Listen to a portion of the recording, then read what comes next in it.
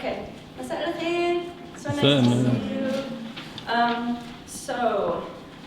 Thank you so much for that introduction, and thank you to the Cultural Center for inviting me to speak about a poem that I really love, which I don't often say about poems because I'm supposed to be a critic. Thank you all for being here and devoting this cold night to listening. I'm going to read because it helps me stay on time, but I promise that I won't bore you by reading. I'm going to try not to put you to sleep, and if I do, just scream and let me know, and I'll just go off the cuff, okay? So this is Revolt Against the Sun, a poem by Nazik and Malaika. A poem tells two stories at the same time. The first is usually easier to discern. The poem has a speaker and perhaps an addressee. We're taken on a narrative journey, peppered with images, memories, or dreams, with philosophical musings, or with passing thoughts. The speaker addresses a lover or pines after one.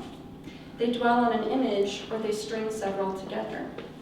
They recreate a moment or reflect back on a life. They protest an injustice, calling a resistant social group into action. The poem's first story is built on reference and association. It's what the poem is ostensibly about. But every poem also tells another story in tandem with and inseparable from its first. And this is the story of the poem's music, or its form. And where the poem's narrative content leads us on a journey of the mind, its form leads us on a journey of the body. A poem's form can delight or devastate. It can move us with regular undulations of rhyme and consonance and meter, or it can jar us with assonance and discord, the jagged edges of shattered speech. The poem's second story is a story of music and of sound, elements that communicate with us just as much as the semantics of its words. Few poets have been as sensitive to the doubled nature of poetry as Nazik and Malaika, the Iraqi best known as a pioneer of so-called free verse poetry, or ash-sha'r al-hur in Arabic. And I love this picture. This is Nazik and Malaika with Khalid Saeed, who's a literary critic, Fadwa Tuqan, who was another Palestinian poet, and Salma al-Khadra al-Jalusi, who's also a Palestinian poet and critic. I'll dive deeper into Malaika's life, work, and commitment to poetic sound in just a moment. But first I wanted to give you some background about myself and my interest in Malaika. And I'll try not to blush. I have been studying Arabic for about 15 years now, and as you've probably discerned by this point, I am not a native speaker of the language. I began studying it in college, and in my first year as an Arabic student, I took a class with Professor Elliot Kola, local hero, who presented his students with a challenge. We could memorize the first several lines of Ibn al-Qais's Mu'allaqa, and the Hanging Ode, and recite them in office hours for extra credit. So being the diligent student that I was, I memorized the lines. And I still remember them today, and if you know them, please feel free to join in. كيف نبكي من ذكرى حبيب ومنزلي بسقط اللوى بين الدخول فحوملي فتوضح فالمقراط لم يعفو رسمها لمن سجدها من جنوب المشمل. Okay, I memorized those lines, right? At the time, I had no idea what I was saying. Yet I happily prattled off the verses, probably stumbling over a few qafs and ayns here and there. Only later did I appreciate the purpose of this exercise. It wasn't to impart the meaning of Ibn al-Qais's words to me. It wasn't so that I could remember the names of half-forgotten campsites in the Arabian Peninsula. It was so that I could feel the words strung together through elision and glottal stops, through long and short vowels undulating like waves in the sea. How the words that communicate can also become a sea or a bahr that moves us, with this word bahr meaning both sea or ocean as well as meter, the word for poetic meter in Arabic. I'd like to think that Malaika had a similar experience with poetry, a similar discovery about how in language, sound can carry just as much meaning as reference. Poetry is, after all, speech bracketed off from everyday life. It occupies a strange middle ground between music and communication. Nazik and Malaika's encounter with Arabic poetry would admittedly have come much sooner than mine. Born in Baghdad in 1923, her father was an Arabic teacher at a local school, and her mother was a poet in her own right, publishing work under the pen name Nizar. And Malaika actually collected and edited her mother's poetry, a lot of which was recorded on cassette tapes. And Malaika was steeped in Arabic literature from a very young age, and by some accounts, she wrote her first qasida, her first poem, at the age of 10. She also learned to play the oud from a very young age, and musical instruments, musical metaphors, and songs make frequent appearances in her poetry. After graduating from the Iraqi Teachers Training College in 1944, she received a Rockefeller Scholarship to study literary criticism at Princeton University, and this was back when it was still an all-male institution. She lived in the United States from 1950 to 1951 for the Rockefeller, and then again in 1954, when she earned a master's degree in comparative literature from the University of Wisconsin-Madison. She then returned to Baghdad, where she was appointed professor at the Teachers Training College, and later helped establish Basra University together with her husband, the literary critic Abdelhadi Mahbouba. Like many in her generation, Al-Malaika was a deeply intercultural poet. One need only scan the contents of her dawawi and her poetry collections to discern her love for the British Romantics. So the collection titled Ashiqat al-Layl, or The Woman in Love with Night, for example, in which the poem I'll read tonight also first appeared, contains an elegy for John Keats, a translation of Thomas Gray's Elegy Written in a Country Churchyard, and a partial translation of the long poem Childe Harold's Pilgrimage by Lord Byron. In the introduction to her second collection, Shadoya Waramed, Splinters and Ash, meanwhile, and Malaika notes that the unusual rhyme scheme of her poem, The Angry Wound, is, quote, based on the innovative style used by the American poet Edgar Allan Poe in his innovative poem, Ulalume. I actually don't know how to pronounce that. Ulalume? Sure. At the same time, Al-Malaika was also enamored with the work of Arab Romantic poets. So it wasn't only British Romantic poets, she was also very interested in Arab Romantics. Her book, The Hermitage and the Red Balcony, As-Sawma'a wal-Shurfat al-Hamra, is a long and often gushingly devotional study of the Egyptian Romantic poet Ali Mahmoud Taha, a noted member of the Apollo Society.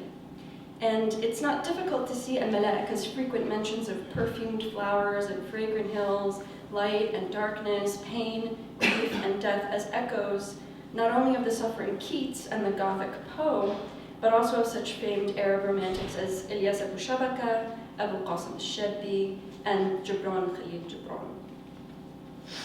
So even as she learned from her education in English literature, Al-Malaika remained devoted, extremely devoted, to the grammatical and metrical specificities of the Arabic language and the Arab cultural heritage, or turaf.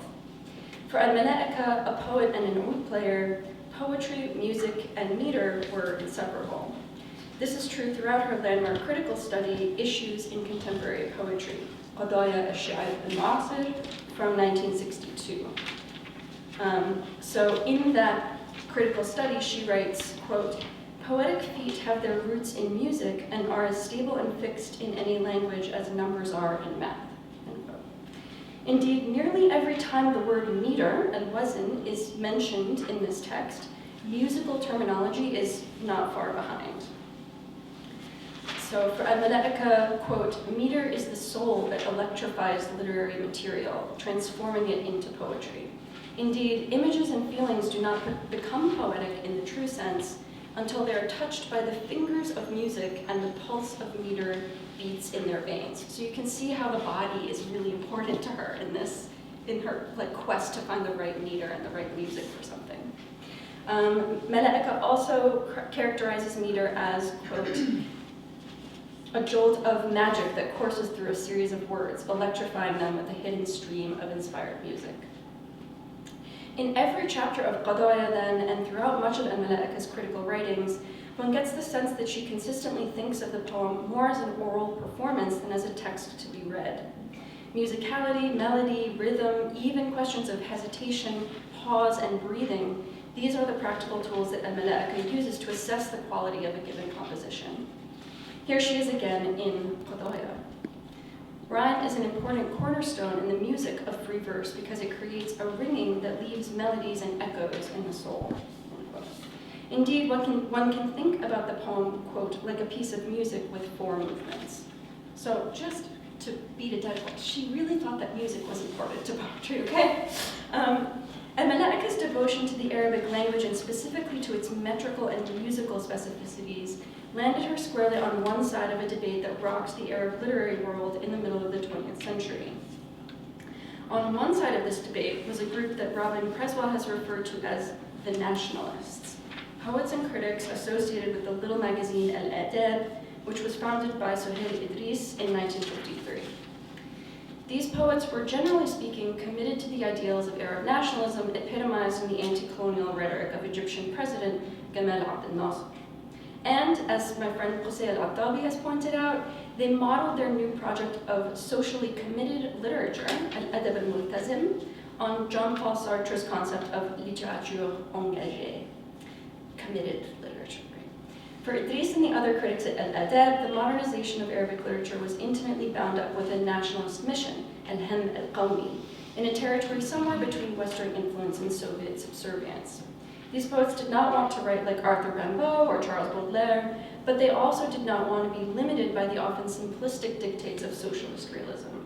Rather, according to Idris and others, literature's goal should be to serve the cause of the people, ash-sha'b, and not the ideologies of foreign states. This is where I have to keep sort of watching tennis. So on the other side of this debate was a group that Creswell refers to as the modernists. So this would be the image on your right. The Modernists, a circle of mostly Lebanese and Syrian poets and critics associated with the little magazine Sher, founded in 1957 by Yusuf al-Khalil. A one-time devotee of Antun Zaada and later part of the academic circle around AUB philosophy professor Charles Malik, al-Khalil gathered around him a distinctive literary coterie that included such well-known poets as Muhammad al-Maghloud, Unsi al-Hajj, and Ali Ahmed Saeed Isber, aka Adunis. The Sher group were, by their own account, personalists, that is, devoted to a concept of poetry that privileged individual inspiration over social concern. In contrast with the nationalists at Al-Adab, who emphasized the specificity of Arab speech, history, and identity, often in opposition to their former colonizers, right? The Sher poets stressed their global orientation, and the translation of British, American, and especially French poetry was central to their movement. Most crucially for my purposes tonight, the Sher poets were adamantly opposed to the traditional Arabic poetic meters in all of their forms. For Adunis and his ilk, the arud, the sort of traditional system of metrics, standardized by Al-Khalil ibn Ahmed in the 8th century CE, were like rusted chains, artificial or externally imposed restraints on visionary poetic speech. Instead, Adunis and others pioneered a new form they called the prose poem, qasidat al-nath, whose music, according to Adunis, is, quote, a personal, private world that does not submit to the old canonized rhythms, but rather responds to our undulating experiences, tajaribana al-mutamawwija, and our new life. So in his criticism and in his poetry, Adunis leans heavily on this word, mutamawwija, whose literal translation as dynamic or sort of shifting, changing, also bears traces of the Arabic word for waves, mawj and wedge. So mawj and wedge with a mawja. Arabic students will know this form 5. He leans on this word heavily. In contrast with Al-Mala'ika and others at Al-Adab, Adunis and the Sher poets aim to replace the traditional meters, the buhur of Arabic poetry, the seas, with a different figuration of the sea, home to Phoenician wanderers and polar opposite of the inward-facing Arabian desert. This is sort of their opposition, not mine. In her criticism, Al-Mala'ika staunchly opposed the composition of Arabic prose poetry. Her version of free verse, Ash-Sha'r al-Hur, maintained the poetic foot, or the taf'ila, as the building block of any Arabic verse. A free verse poet could vary the number of feet in each of his lines in accordance with what he was trying to say, but he had to continue using the foot. Otherwise, what he wrote in Al-Mala'ika's estimation wouldn't qualify as poetry at all. If you have more questions about how free verse works metrically, I'm happy to talk about that afterwards. Interestingly, and in line with her aesthetic and political priorities, Al-Mala'ika insists on the preservation of the taf'ila, not to tout her own status as an innovator, or at least not primarily, but rather out of consideration for what she calls the masses, al-jumhur, jamahir. So she says, quote, "Free verse poetry has been misunderstood by readers who aren't trained in prosody and who consequently rely upon the shape of a poem on the page to recognize it as poetry. These readers have begun to confuse metered free verse poetry with the everyday unmetered prose that the literary class is currently writing and cutting up into lines without any literary justification." She's very indignant in this whole book, just so you know. Thus, Al-Mala'ika launches her attack on Yusuf al-Khal, Adonis, and the Sher poets, not as a rivalry between innovators, which that's sort of Creswell's account, but rather, in her own words, out of concern for, quote, ordinary readers who are not poets themselves, but who may have a very little background in Arabic poetry. So there's a pedagogical concern for people who don't understand poetry. We need to invite them in, we need to teach them about the meters. Reading some of the Sher group's reflections on the ideology sustaining their modernism, it's not difficult to see why the authors and critics at the other journal, Al-Adab, protested so forcefully against them. Specifically, it's hard to dismiss the impression that al-Khal and his ilk had internalized some colonial essentialisms that upheld everything Arab or Muslim as savage or backward, and consequently, they responded to that by either emphasizing the East as the wellspring of what would later become Western Christianity, so sort of emphasizing these Christian roots, or they held up ancient Mediterranean civilizations predating the arrival of Arabs and Arabic as the true source of Syrian or Lebanese national identity, and Phoenician seafaring culture becomes the most noteworthy of those ancient cultures. In a 1953 address to the Sénat Libanais, which was sort of cultural circle in Beirut, the banker and politician Michel Sheha argued that, quote, "Phoenicia is, first of all, the sea, and Mount Lebanon is, by definition, the mountain. The interpenetration of mountain and sea is what has constituted our republic." 8 years later, Adonis, the poet and critic, in his iconic Songs of Mihyar the Damascene, would paint his titular hero as a man who, quote, "does not know the voice of the deserts, and who is instead, quote, a language that oscillates between the masts, a man who hides in the wave among the oysters." So you can see mawj and waj, mutamawj, all of these sea terminology. Mihyar subtly reinforces the rhetoric of the Senatla, according to which Lebanon was to build on its ancient Phoenician and Christian roots to build a new East, unafraid of the sea and, by extension, of literary contact with the West and with sort of the whole Mediterranean basin. The Levant was to be the source of a sea change for the Shi'ite poets, a phrase from William Shakespeare which also finds its resonance in Mihyar. So I didn't know that the phrase, like when you undergo a sea change, it actually comes from The Tempest. I didn't know that. I discovered it via Adonis, who in this little minute he says, he's talking about this character that he has developed, Mihyar, and he says, "Ya'khudhu min 'aynayhi la'la'atan." So he takes from his eyes a pearly glow, which then sent me back to T.S. Eliot in The Wasteland, right? Those are pearls that were his eyes. Turns out that's a Shakespearean reference to The Tempest. And in this little stanza, the sea is what is able to change things into other things, rich and strange, right? So it's like the agent of a sort of modernizing or beautifying impulse. So it turns bones into coral, it turns eyes into pearl, it has this power. Okay, that was a bit of a digression. But given its grounding in a rhetoric that seems at times to reject the Arab in favor of the Mediterranean and the Phoenician, it's not difficult to see why the anti-colonial poets at Al-Adab resisted the Shah poets' brand of modernism. Yet in their rush to reclaim and revalorize Arab identity, In their rush to reclaim and revalorize Arab identity, the Adab writers were, for their part, far from innocent of essentialism. Indeed, they fell into their own form of unsavory rhetoric, one which crucially relied on the concept of uruba, a frequent refrain particularly in Al-Mala'ika's criticism. Uruba is often deceptively translated as Arabism. I mean, that's not wrong. That is a good translation of it. And that translation summons forth the whole painful history of Nasserism with its sort of huge hopes and spectacular failure. But when used in an aesthetic context, as Al-Mala'ika so frequently uses it, uruba can also mean something more like Arab authenticity or Arab identity, sort of roots of Arab identity, right? So it's not because Uruba summons up Nasserism then that it's so unsavory, but rather because it tries to counter one essentialism, Arab backwardness, with another, Arab superiority. So the fight was essentially a battle over the rightful inheritors of the heritage Turan. So was Abu Ala al-Ma'ari, was he going to be a Syrian poet, or was he going to be an Arab poet? It's just schematic for the debate. Okay, I've dwelled on the history of this debate at some length, not because I want to rehash old politics, but rather because I wanted to give you a sense of the reputation al-Mala'ika came to have in the broader Arabic literary landscape of the 1950s and 60s. To Al-Khal and others in the Sher circle, al-Mala'ika had, quote, donned the hijab of conservatism and closed-mindedness, and was ignorant of the experimentalism that was at the time sweeping world poetry. So note the gendered language of that statement from Yusuf al-Khal. She had donned the hijab of conservatism, right?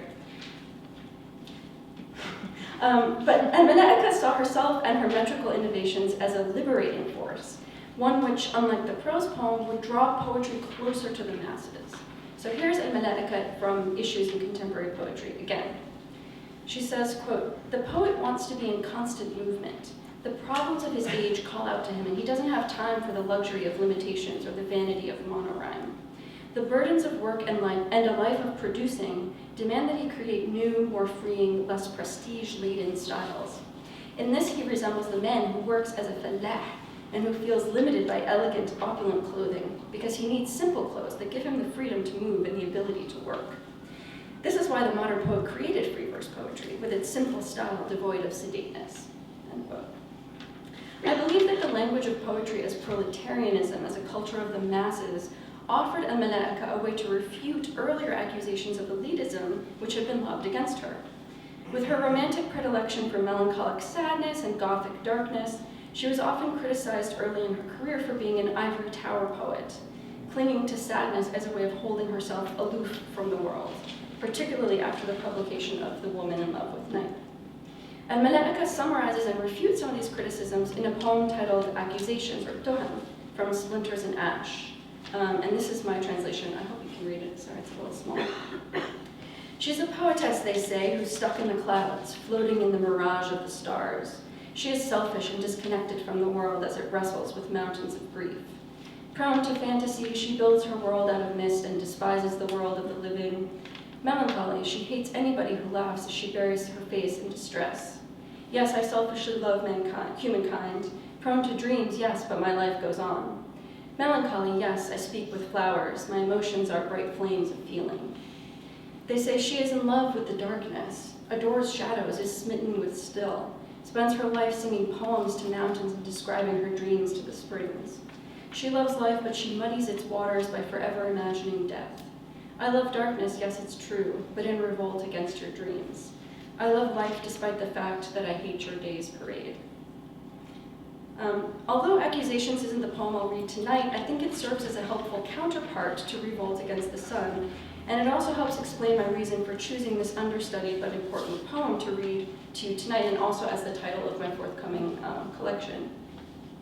Because she's best known both as an Arab nationalist poet and as a pioneering innovator of Ash-Shi'r al-Hur, it might have made more sense for me to focus on one of al-Mala'ika's free verse poems, such as the most famous Al-Qudra, Cholera, or a nationalist one, like Of Prayer and Revolution, the Salat al-Thawra.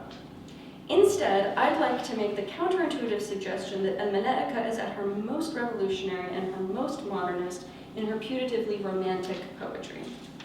I'll now just briefly explain what I mean by that before I segue into reading the poem first in Arabic and then my translation of it, which will serve as my conclusion. Are you with me still? Yeah. So for her critics, night, shadow, darkness, death, these were evidence of al-Mala'ika's romantic retreat from the world of serious political and social concerns. For al-Mala'ika, however, these themes, and particularly the focus on elegy, were reclamations of a centuries-old poetic tradition in which elegy, sadness, and night were persistently gendered female. This tradition stretches all the way back to the pre-Islamic female elegist al-Khansa. So here are the first two lines of al-Khansa''s most famous elegy. إني أرقت فبت الليل ساهرة كأنما كحلت عيني بعواري أرعى النجوم وما كلفت رعيتها وتارة أتغشى فضل أطماري. I was sleepless and I passed the night keeping vigil, as if my eyes had been anointed with pus, watching the stars, and I had not been charged to watch them, and anon wrapping myself in the ends of ragged robes. In early Arabic elegies by women, night is a distinctly feminine space, and the condition of mourning is a liminal one that allows the female poet who is normally closed out of public life to speak publicly. And this is an argument that Professor Suzanne Stakevich has made in her study of pre-Islamic women's poetry. In attempting to explain the predominance of elegy within the pre-modern female poetic corpus, many Arab critics, from the medieval to the modern, have relied on what Marley Hammond calls, quote, a naturalistic theory to the effect that women's emotional volatility and their readiness to cry when confronted with loss makes them suitable vehicles for the genre, end quote. Indeed, Hammond finds this explanation offered by an Egyptian critic as late as 1991. So the idea is like, why were women most famous for being elegists? Well, it's because they're like really predisposed to be weepy and sad and emotional. 1991, that was an argument. Just like, that out. Within this critical corpus, it was a woman's weepy nature that supposedly predisposed her to elegy more than to other genres. In Revolt Against the Sun, however, Malaika embraces this liminal, marginal female position as one in which a kind of power or alternative subjectivity might adhere. So I'm going to turn your attention now to the handout. In the poem's second stanza, the poetic speaker declares, and I'll read this in English a little bit, don't let the sadness in my eyes or these copious tears deceive your sight. This sadness is the form of my revolt, to which the gods bear witness every night. The speaker takes up the sadness associated with women in the Arabic tradition and uses it to rebel, tamarrudat. Like Al-Khansat, the speaker in Revolt Against the Sun turns to the stars as her companions in the poem's sixth stanza. So she says, quote, they, the stars, are the friends who guard me in the dark. They understand the passions that ignite my spirit. Gently they extend to me thin silver threads to guide me through the night. Note that the word for friends here, sadiqat, is the feminine plural, so the feminine human plural, in contrast with the expected feminine singular for a non-human plural in Arabic. So normally nujum would be feminine singular because it's a non-human plural, but here it's sadiqat and they're as-sahirat, so they're persistently portrayed as human females, basically, grammatically anyway. The speaker of the poem implies that she has joined a feminine community of stars in the night sky. In Revolt Against the Sun, night is a space where the god of beauty roams, where uninhibited souls fly about, and where poetic creation thrives. It is a space, in short, of total freedom from normal restraints and normally gendered restraints, right? So the poem I'm about to read might seem at first like a typically romantic meditation on the beauty of night, stars, and the power of poetic inspiration.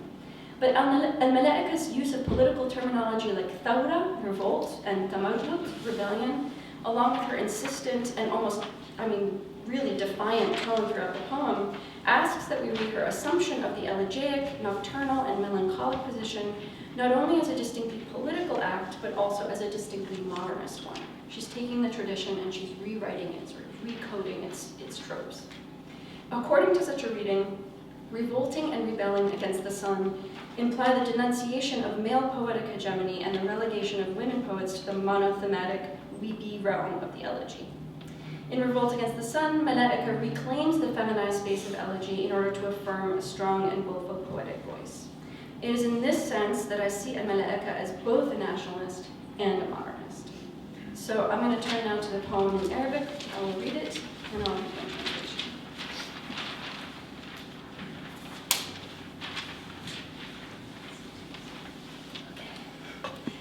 It's called ثورة على الشمس هدية إلى المتمردين. وقفت أمام الشمس صارخة بها يا شمس مثلك قلبي المتمرد قلبي الذي جرف الحياة شبابه وسقى النجوم ضياؤه المتجدد مهلا ولا يخدعك حزن حائر في مقتي ودمعة تتنهد فالحزن صورة ثورتي وتمردي تحت الليالي والألوهة تشهد.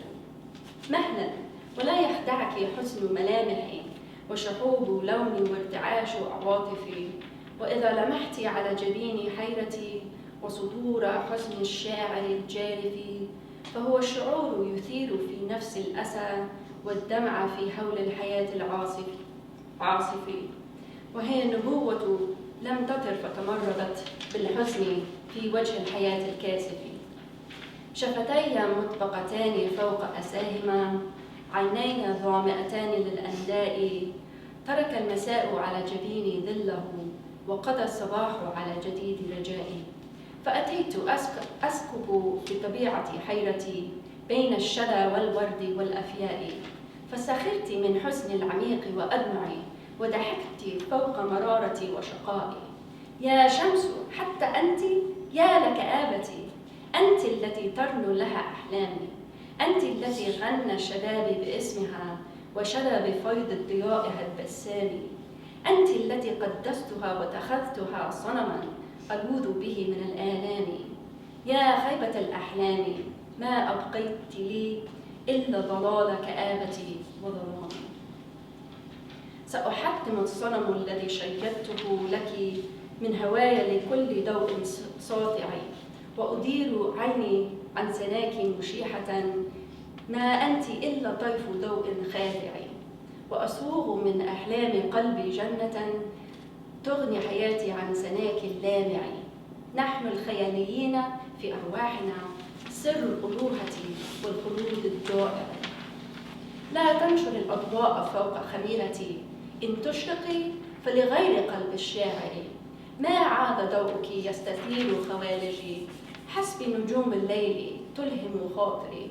هن الصديقات السواهل في الدجى، يفهمن روحي وانفجار مشاعري، ويرقن في جفني خيوط أشعة فضية تحت المساء الساحر. الليل ألحان الحياة وشعرها، ومطاف آلهة الجمال الملهم، تحثو عليه النفس غير حبيسة، وتحلق الأرواح فوق الأنجم. كم سرت تحت ظلامه ونجومه، فنسيت أحزان الوجود المظلم، وعلى فمي نغم إلهي الصدى تلقيه قافلة النجوم على فمي. كم رحت أرقب كل نجم عابر، وأصوغ في غسق الظلام ملاحمي، أو أرقب القمر المودع في الدجى، وأهيم في وادي الخيال الفاتن. الصمت يبعث في فؤادي رعشة تحت المساء المدلهم الساكن، والضوء يرقص في جفوني راسما في عمقها أحلام قلب آمن. يا شمس أما أنت ما الذي تلقاه فيك عواطفي وخواطري؟ لا تعجبي إن كنت عاشقة الدجى، يا رغبة اللهب المذيب الصاهر، يا من تمزق كل حلم مشرق للحالمين وكل طيف ساحر، يا من تهدم ما يشيده الدجى والصمت في أعماق قلب الشاعر. أضواؤك المتراقصات جميعها يا شمس أضعف من لهيب تمردي، وجنون نارك لن يمزق نغمتي ما دام قيثاري المغرد في يدي. فإذا غمرت الأرض فلتتذكري أني سأخلي من ضيائك معبدي، وسأدفن الماضي الذي جللته ليخيم الليل الجميل على غدي. This is my translation of Al-Malaika. So, Revolt Against the Sun, a gift to the rebels. She stood before the sun and said aloud, "O sun, my rebel's heart is just like you. While young, it made off with much of my life. Its light quenched the star's thirst, ever renewed. Careful, don't let the sadness in my eyes or these copious tears deceive your sight. This sadness is the form of my revolt, to which the gods bear witness every night. Careful, don't be deceived by my pale skin, my trembling features, or my misery. If you see helplessness upon my brow, or read it in my lines of poetry, know that it's only feelings in my soul causing this suffering, these tears withheld. It's only prophecy that failed to fly, so it took up this sadness and rebelled. My lips are fastened shut over this pain. My eyes are thirsty for sweet drops of dew. The evening left its shadow on my brow, and mornings killed off all my pleas to you.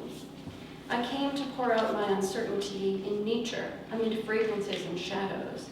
But you, sun, mocked my sadness and my tears, and laughed from up above at all my sorrows. Even you, sun, source of my misery, you were the one I gazed at in my dreams. You were the one whose name I once revered, singing the praises of your smiling beams. You were the one I once held sacred and idolized as a refuge from all pain. But now, crusher of dreams, melancholy darkness and shadows are all that remain. I will shatter the idols that I built to you out of my love for radiance, and turn my eyes away from your bright light. You're nothing but a ghost, splendor's pretense. I'll build a heaven out of hidden hopes and live without your luminosity. We dreamers know that deep within our souls there lie the secrets of eternity. Do not spread out your beams over my grove. You rise for other than my poet's heart. Your light no longer stirs feelings in me. The night stars now inspire all my art. They are the friends who guard me in the dark. They understand the passions that ignite my spirit. Gently they extend to me thin silver threads to guide me through the night. The night is filled with song and poetry. The god of beauty roams to his content. Here uninhibited souls fly about and spirits hover in the firmament. How often I have wandered through the dark, forgetting all these sorrows, all these scars. Upon my lips a divine melody recited by a caravan of stars. How often I have watched stars as they pass, letting the twilight shape my incantations, and watched the moon bidding the night goodbye and roamed the valleys of imagination.